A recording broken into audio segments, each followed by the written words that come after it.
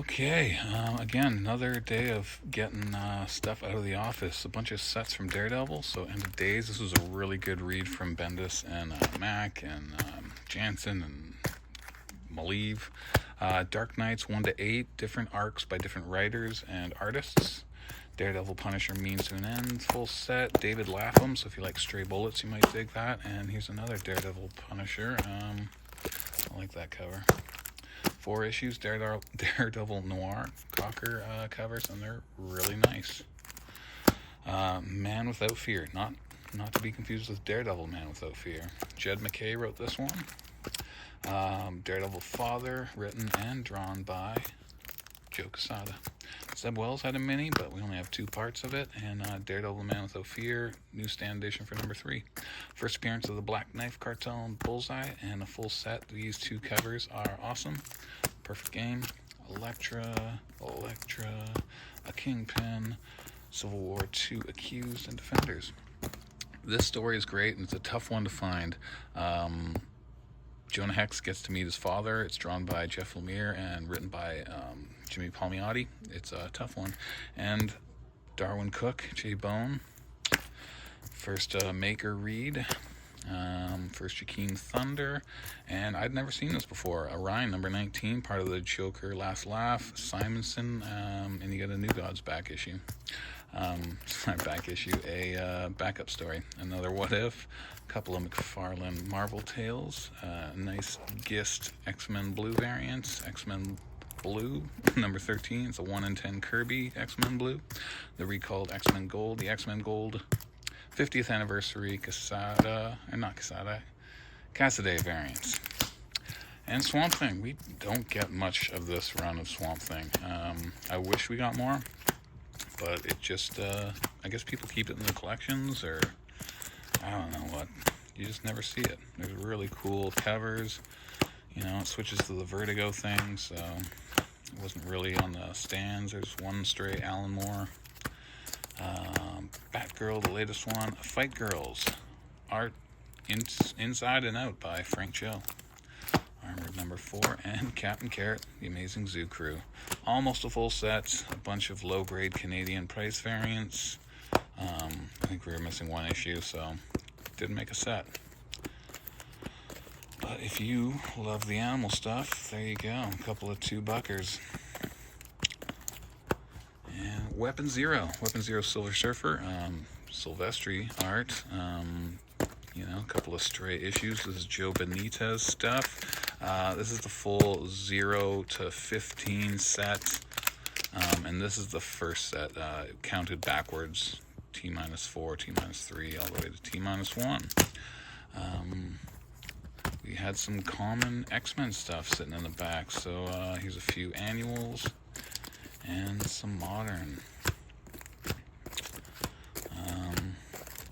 Been noticing prices starting to rise on back issues of solid runs, especially in the high grade. First Legacy Virus.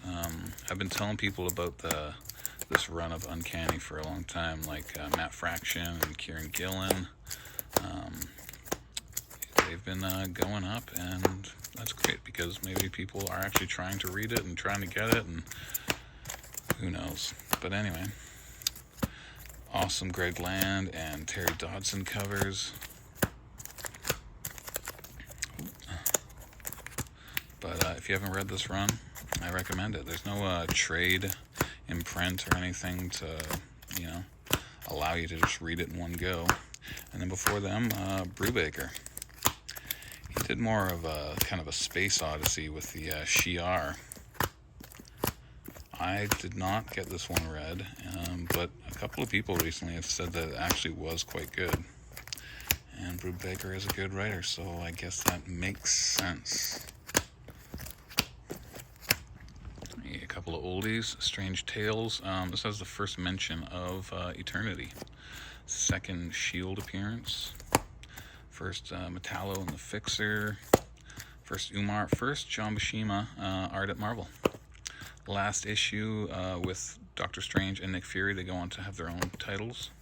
A couple of Doctor Strange there. And Strange Tales Volume 2. Some really cool covers. Haven't had these in stock for quite a while. First Mr. Chip, nice Carl Potts. Yeah, only went to 19 issues, and the last issue has a nice Magnolia cover.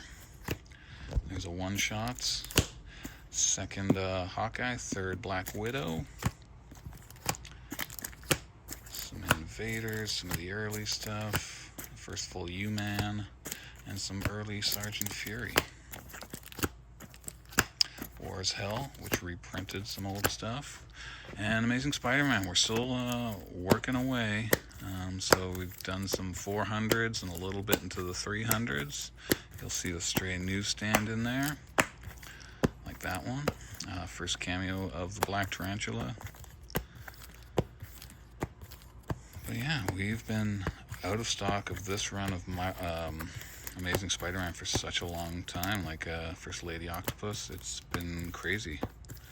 I can't believe we hadn't had, just Amazing Spider-Man popping up in some of the collections, the little collections that come around every now and again. But having this big chunk is kind of cool. If you've noticed, I've started with the very modern new stuff, and I've been working my way backwards, so we'll get to the old stuff eventually. But we are in the 300s, and as you know, there's a lot of good stuff in the 300s. Some McFarlane and Larson stuff. Savage Dragon, I always pick this up when I see it around. Low print runs, tough to find. It's not as hot as Spawn by any means. Invincible crossover. But things that are scarce will always have some value. And Savage Dragon, after issue, 50, 60, 70, those issues become really scarce and printed in low quantities, and there you go, a few Invincible books that we were out of stock on. More to come.